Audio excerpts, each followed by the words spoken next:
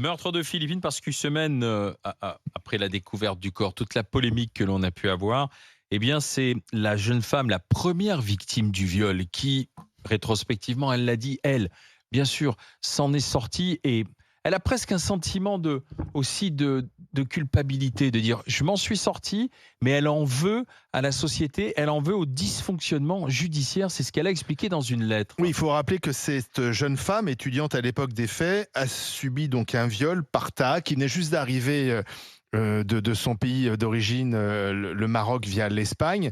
L'agression a été particulièrement sauvage, elle a duré 90 minutes, c'était en 2019 et c'était déjà dans un bois, le bois de Taverny dans le Val d'Oise. Elle avait réussi à échapper à son agresseur. Et contrairement à Philippine, elle en est sortie vivante. Elle avait porté plainte et avec beaucoup de courage, elle s'était battue pour que la plainte aille jusqu'au bout et que cet homme soit condamné. Ce qui a été fait, puisque, rappelons-le, il avait été condamné à 7 ans de prison, ce qui était quasiment la peine maximale, puisqu'il était mineur au moment des faits. Et voilà ce qu'elle dit. Et la lettre, vraiment, je vous la conseille de lire parce qu'elle est bouleversante et à la fois, elle est terrible parce qu'elle met l'État face à ses responsabilités. Elle dit: j'ai tout fait pour ce qui m'est arrivé ne se répète pas. J'ai fait donc ce qu'il fallait. Il y a un combat judiciaire, le dépôt de plainte, le procès, la condamnation de mon violeur. J'ai tenu bon en me disant que ma démarche protégerait d'autres femmes. C'est ça qui est terrible. Et là, elle se pose la question: pourquoi le système pénitentiaire a-t-il failli à prévenir cette récidive? Je suis extrêmement triste pour la famille de Philippine. Je pense à elle, je pense à cette famille. J'aimerais les réconforter, la réconforter, mais je fais face qu'à un vide insupportable laissé par sa mort. Je demande à ce que l'État prenne davantage en compte le risque de récidive, notamment des crimes sexistes et sexuels. Elle appelle également à l'ouverture d'une commission d'enquête sur la récidive parce qu'elle dit, certes, il y a le dysfonctionnement de l'OQTF, mais il ne doit pas oblitérer la question primordiale de la récidive. A-t-on, alors que cet homme était dangereux, et on le savait dès le premier crime sexuel, a-t-on pris toutes les mesures nécessaires pour protéger d'autres jeunes filles? Non, c'est ce que dit cette jeune femme qui veut rester anonyme, mais qui publie une lettre, à mon avis, qui ne doit pas rester anonyme. 32-16 pour en parler avec les GG. Charles, tu partages cette lettre? Oui. Tu pourrais la faire tienne aussi? Ouais. Non, non, tout à fait, bien sûr. Moi, je pense que ce qui s'est passé pour Philippine est abominable. Et d'ailleurs, une bonne partie du pays, ceux qui ont pu assister même par la télévision aux obsèques de Philippine ont été bouleversés par ce qui arrive à cette famille et ce qui est arrivé à cette jeune fille. Et tout le monde en veut, a raison, au système judiciaire et à l'État français de ne pas avoir su la protéger et qu'il y ait eu cette erreur majeure qui a été de laisser cet homme dans la nature alors qu'il partait pour être expulsé vers son pays d'origine.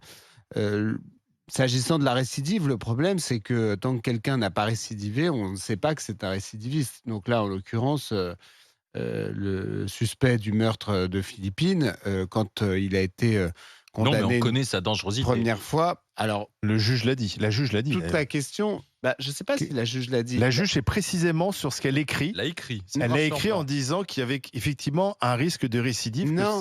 Parce que cet homme en prison n'a pas cherché à se réinsérer, à avoir un Mais projet, etc.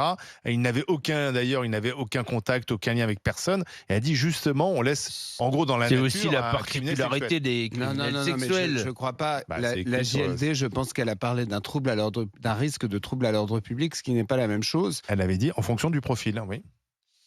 Oui, mais le risque de trouble à l'ordre public, ça n'est pas la dangerosité. Le risque de récidive, le risque de trouble à l'ordre public, c'est que la libération en elle-même crée un trouble à l'ordre public, au sens crée une actualité qui choque, etc. Donc c'est pas exactement la même chose. Moi, je pense que il y a évidemment là, il y a eu une faille manifeste, hein, mais c'est difficile d'évaluer la dangerosité de quelqu'un.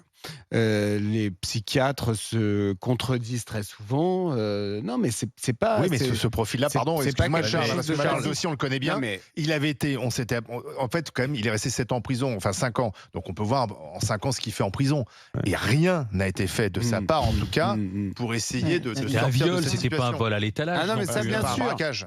Non, mais ça, Voilà. quand vous avez quelqu'un qui ne se soigne ça, pas, le mais truc. parfois vous en avez aussi qui, vous savez, les soins psychologiques et psychiatriques, je suis désolé, mais On est au Moyen-Âge en réalité dans cette matière. On n'y connaît raison de plus. rien. C'est pas comme une fracture du bras où vous, raison de plus. où vous Bah oui. attendez que l'os se consolide. Quelqu'un qui a des troubles psychiatriques et psychiques, en général, qu'est-ce qu'on fait? On les assomme avec des médicaments, mais c'est très difficile de soigner quelqu'un de ce point de vue-là. Et donc, même quelqu'un qui va se soumettre à toutes sortes de consultations de psychologues Bien sûr, et de mais psychiatres et toute Oui, prise oui. de Non, mais- médicaments, Oui, pardon oui. de vous Charles. dire que vous pouvez le sortir, il Oui, sera mais dangereux quand même. Mais Oui, du oui, coup, oui, Charles, oui, ça oui. pose cette Mais donc question-là, le Charles. juge, il aura beau jeu Non, mais- d'écrire dans sa décision que telle ou telle personne a suivi des soins, etc. Vous aurez peut-être quand même quelqu'un de dangereux. Donc là, moi, je Non, pense mais qu'en c'est bien là. l'occurrence, il faut regarder la chose de manière pragmatique. Le problème qu'il y a eu, c'est que cet homme a été remis en liberté alors qu'il aurait dû être purement et Ouais, mais- simplement expulsé par la force publique jusque dans son Ouais, mais pays. Charles, C'était toi, la seule toi chose l'avocat à faire. Charles, on fait quoi avec les violeurs qui sont pas Oui, expulsables? c'est ça. Parce qu'il y a aussi des Ouais. violeurs français. Enfin, C'est ce qu'elle moi, dit, en fait. le peu que je connaisse les tribunaux et puis les gens qui soient ou avocats ou gardiens de prison, te disent quand même le profil du mec violeur avant la majorité, c'est quand même des gens qui sont à peu près réinsérables dans la société. Et le taux de récidive est beaucoup plus important que chez un voleur à la tire, que chez D'ailleurs, c'est ce qu'elle dit. un Au-delà du voleur problème de de bagnole, l'OQTF, quoi. Et en fait, aujourd'hui, de ces gens-là. cette lettre, pour moi, elle pose un constat d'échec de cette jeune femme qui a subi tout le parcours pour aller jusqu'à la condamnation de ce mec-là et qui dit aujourd'hui, bah voilà, les violeurs, à un moment donné, il faut qu'ils sortent de prison. Celui-là, c'était particulier puisqu'il était expulsable. Mais les autres, à un moment donné, les violeurs aujourd'hui, on sait bien que c'est des gens qui sont potentiellement tous des récidivistes et que le taux de réinsertion, il est très faible, quoi. Joël. Mais il faut quand même qu'on se rende compte que cette lettre, elle vient se poser sur un contexte français qui est que 86% des plaintes pour violences sexuelles sont classées sans suite. 84% des plaintes pour viol sont classées sans suite. 94%, pardon. C'est énorme. Donc quand il y en a une, Où le mec est condamné. qui va jusqu'au bout, donc déjà qui a le courage de porter plainte, et en plus ça va jusqu'au bout, qui tient la longueur de la procédure, etc. Et que tu as ce résultat derrière, c'est-à-dire quelqu'un qui est libéré, qui est remis dans la nature, comme si c'était si facile en France de porter plainte pour viol, d'obtenir des condamnations, en plus une condamnation à de la prison ferme, etc. Enfin, c'est dégoûtant. Enfin, quand t'es une femme et que tu vois ça. Personnellement, moi, j'ai porté plainte pour agression sexuelle parce que j'en ai subi dans mon adolescence et j'ai reçu une belle lettre du procureur qui me disait votre plainte est classée sans suite et donc débrouille-toi avec, parce que tu te dis t'as envie de faire ça pour toi, mais aussi pour le reste. Et quand cette jeune femme, j'imagine, entend que son violeur a tué une femme derrière, mais j'imagine le sentiment presque de culpabilité, alors qu'elle a pas à ressentir ça. Elle doit ressentir un sentiment de culpabilité en disant mais j'ai tout fait pour, et il y a quand même ça à la fin, quoi. Et puis ça aurait pu être moi, parce qu'en fait, du coup, ça te ramène, tu te dis, mais ça aurait pu être moi, etc. Mais J'aurais pu mourir. Exactement. Mais c'est horrible comme situation. Et dans la question de ce monsieur, de ce jeune homme violeur, il n'y a pas que cette question d'OQTF. Il y a une question, bien sûr, d'OQTF, d'immigration, mais il y a une question de justice, de l'État. Qu'est-ce qu'on qui est fait des défaillant. violeurs au Mais sens au-delà large, de quoi. ça, au-delà de ça, moi, je pense que là, dans ce cas-là, quand on dit l'État, c'est un peu facile.